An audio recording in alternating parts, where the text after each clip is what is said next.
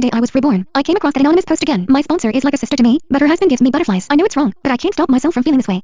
Yesterday, we got down and dirty on the couch she bought back in my past life. This very post broke me. In a fit of rage, I exposed their filthy secret to the world. The girl I once gave my heart and soul to help succumb to cyberbullying and took her life by jumping off a building. After the funeral, my husband, Taylor Rogue, became a devoted and gentle man, only to lock me up in a mental institution the moment I put down my walls. You should spend the rest of your life atoning for ruining Ivy with 3 years of pills and electric shocks stripping away my sanity and dignity. I climbed to the roof and leaped. When I opened my eyes, I was back to the moment everything began. I stared at the post, my finger hovering over the screen. In my previous life, I spat out a slur and shook the post, setting the internet ablaze. With the online abuse getting to her, Ivy fled to the rooftop. I was there when she stepped off the ledge. My husband, Taylor Rogue, was present as well. He cradled Ivy in her pool of blood and looked up at me. His eyes narrowed dangerously. 3 months later, he came back to me, tender and attentive as before. The moment I lowered my defenses, Taylor signed me into a psychiatric ward. You took the love of my life away. You can rot in hell for all I care. I spent the next 3 years in a cage. Between forced medication and electroshock therapies, I eventually escaped by jumping off the roof. I opened my eyes, and I was back. Taking a deep breath, I tapped into the comments. Hot comment number 1, wake up, girl! You're biting the hand that feeds you. Hot comment number 2, I can tell that the guy works in academia by his hands. They're calloused and without a wedding ring. Kinda creepy if you think about it. Hot comment number 3, following. I hope the wife goes full savage. I took screenshots of the post, comments, and IP address. After documenting everything, I archived the lot to an encrypted cloud folder. Logging out of my social media, I used an alternative account to search for Ivy's handle and follow her. I made sure to subscribe to her online presence on every platform. With that, I logged back into my social media. Taylor's message was pinned at the top. Abby, I need to be at an important faculty dinner tonight, so I'll be home late. Don't stay up for me. Lifting my chin, I stared at the pristine beige sofa in the middle of the room. The sofa was replaced last week because Taylor, his brows furrowed, whined about an odd scent from the old fabric that bothered him. Now that I thought about it, it was probably his guilty conscience at play stains and smells he could never scrub away. Time passed until the click of the turning lock echoed through the entryway. Taylor returned home, carrying a faint stench of alcohol and an unfamiliar, sickly sweet fragrance on him. My presence in the living room took him by surprise. You're still up. His voice dripped with tenderness. The tone was identical to when he admitted me into a mental asylum. As usual, I handed him a pair of slippers. He took the slippers, his gaze shying away from mine. He made a beeline for the bathroom. I reeked of booze. I'll hop into the shower. The shower was running. The bathroom door was left ajar. Amid the steaming shower, I could see the fresh claw marks across his broad back. I clenched the fabric of Taylor's pajamas, my mind wandering back to his struggling days as a PhD student. It took me 3 jobs to keep us afloat. At the time, he held me and said, Abby, I'm going to give you the life you deserve. The shower turned off. Taylor emerged from the bathroom drying his hair, water dripping from the ends. He plopped his phone down on the coffee table. His screen lit up, notifying a new message. Professor Rogue, see you at our usual spot after class tomorrow. Ivy was saved as a contact. Color drained from Taylor's face, and he was quick to kill the screen. He turned to me, his gaze shifting. It's one of my kids in the department. She's asking about her thesis. Oh, I responded offhandedly before grabbing the glass of water on the coffee table for a sip. I will be passing by your campus tomorrow. Should I drop off some fruit at your office? Taylor paused from towel drying his hair before uttering with a smile, sure. Thank you, babe. I might not have time for you since my schedule is pretty full tomorrow. It's alright. I'll head out after leaving the fruit. I'm turning in for the night. I got up to return to the bedroom. Abby, he called after me. I looked back. He sat there under the glare of the living room lights. A shadow fell across his face. This was the face I'd fallen in love with for a decade. Now, I didn't even recognize him at all. What's the matter? I asked. Taylor dropped his jaw for a moment. In the end, he simply said, get some early rest.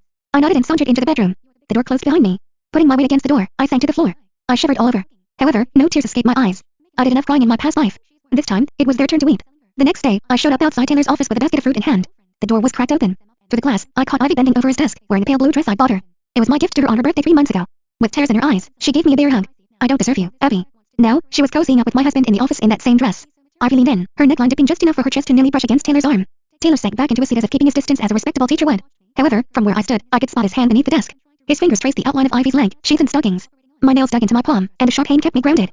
I became Ivy's sponsor through an education grant when her hometown was hit by a flood 3 years ago. Her first letter to me came in neat handwriting. Abby, you're the light in my life. I promised to work hard in my studies and live up to your expectations. My heart went out to her as she had a tough enough. Besides her tuition fees, I covered her clothes and living expenses. I told her, just think of me as your sister. Just ask if you need anything at all. Yet, this was the thanks I got. Mrs. Rogue? First to notice me, Ivy barely hid the panic in her eyes and snapped her back upright. Taylor recoiled his arm and rose to his feet, his smile stiff. You're here as well, Abby. I set the basket on the desk and turned to Ivy. Oh, Ivy. I didn't expect to see you here. Are you here to consult Taylor? Oh yes, I can't seem to get this one question right. Ivy kept her head down, her fingers fiddling with the hem of her dress. A smile hung over my face. Taylor sure is dedicated, even taking the time out of the schedule after class for his students. I deliberately highlighted the after-class session. Taylor grimaced as tension rose in the air. Ivy shifted her gaze to Taylor. Taylor cleared his throat. You're excused, Ivy. We'll finish this discussion another time. Alright. She grabbed her books and strutted out of the office. As the door shut, Ivy stole one last lingering look at Taylor. What brings you here? Taylor asked, his voice laced with criticism. Is there a reason I can't be here? Are you trying to keep me away? His expression soured. I responded with a grin. I was just kidding. Why so tense? Getting to my feet, I approached the window. Down below, Ivy walked out of the academic building. She was typing on her phone. Then came a notification on Taylor's phone seconds later. With my back facing Taylor, I gazed out the window. My heart sank to the pit of my stomach. I should get out of your hair. That night, Taylor cleared the dirty plates away for once. He kept the faucet running in the kitchen. He stepped out of the kitchen, drying his hands, his voice tender. You know Ivy's life has always been a struggle. University didn't come easily for her. I was just looking out for her a little more. His profile, bathed in the warm light, reminded me of his proposal under the stars. He cupped my face in his hand and made his promise.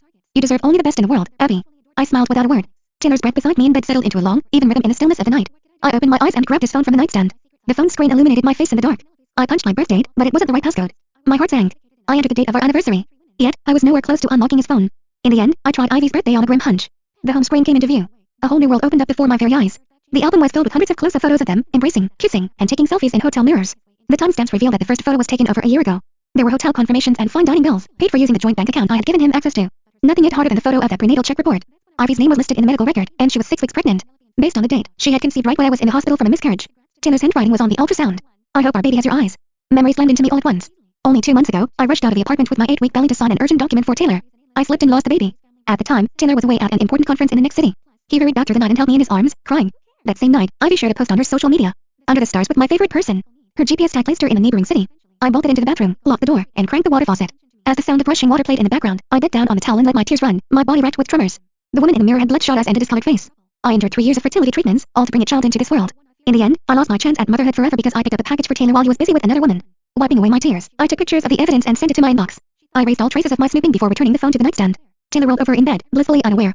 I lay back next to him and stared at his profile. This was the face I would love to my very core. The only thing on my mind now was to tear it to pieces. I wanted them to feel what it was like to fall from grace. The next day, I set my plan in motion. With the money from my personal savings, I hired a reputable private investigator. I quietly took stock of the family asset. The down payment for the apartment came from my family.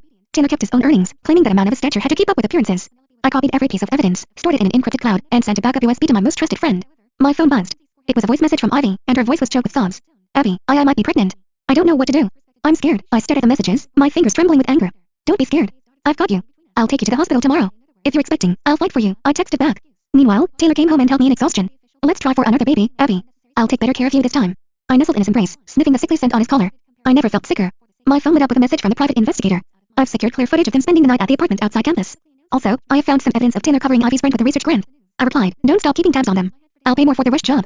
The smell of disinfectants hung heavily in the air of the hospital. I sat next to Ivy on a bench in the hallway. With her hand resting on her belly, Ivy could not hide her delight while exchanging fake courtesy. Oh, I didn't want to trouble you, Abby. I could have come here on my own. Don't be silly. How could I possibly leave you alone to deal with this alone? Squeezing her hand, I sounded rather concerned. While waiting for the result, she let her walls down and murmured, the truth is Professor Rogue is a father. Her eyes fixed on my face, eager to see the moment I would shatter in pain. I went pale, and my voice shook. Why you, fighting back the tears, I voiced my suppressed rage and heartbreak. Did he use force? How could he? I gave him the world. Don't be scared, Ivy. Sure enough, Ivy took the bait and poured her heart out. He said that his love for you has fizzled out. Apparently, you put him up for marriage and trapped him in it. He can't wait to leave you for me once I graduate. Unbeknownst to her, my phone in the back had been recording our conversation from the very start. As if grief and betrayal broke me, I ran away. Back home, I slammed the pregnancy test result right in front of Taylor. Ivy's pregnant, and she said that the baby is yours. Taylor's gut instinct wasn't to deny the fact but to blow up, his veins bulging. Did she tell you? That idiot. Taylor was quick to ease up on the attitude upon realizing his slip-up. He dropped to his knees with a thud, clinging to my legs while weeping. I made a mistake, Abby. It was a moment of weakness. She threw herself at me, and I was drunk that one time. My heart belongs to you, babe. As Taylor protested his innocence, I recalled the log of their weekly rendezvous from the PI. The irony was biting. Taylor once crouched beside my hospital bed after the miscarriage, fighting to keep our relationship alive. Abby, there will be another baby. We can always try again. Amid the stalemate, Ivy showed up at the door. Taylor took shelter in a study. Ivy stood there, flaunting a barely visible bump. At last, she dropped the act. Abby, just back off. Professor Rogue can't stand you. He dumps every meal you cook for him. I chuckled. Oh, really? Why isn't he here to say that right to my face? With my composure getting to her, Ivy gave me a shove. You should learn when to give up, old lady. I let the motion carry me back, making sure my head would hit the edge of the coffee table. Blood seeped out, blurring my vision. Taylor stormed out of the study, and the first thing he did was hold the frightened Ivy steady, his voice tight with worry. Are you alright? Are you hurt? Ivy huddled in his embrace in tears. I'm scared, Professor Rogue. Taylor turned to me, his eyes barely hiding the aloofness and disdain. Oh, save me the drama. Get up, Abby. Don't embarrass yourself. Taking my time, I propped myself up on my elbows. The blood on my forehead dripped onto the beige carpet, spreading out like a vivid blossom. I held up my device, showing them that the recording app was still running. After stopping the recording, I turned to the pale-looking couple and flashed my pearly whites. Don't bother taking the phone from me. Everything, including your admission to cheating and Ivy's assault, has been uploaded to the cloud. The file has been sent to my attorney, your school's disciplinary committee, and the local news media.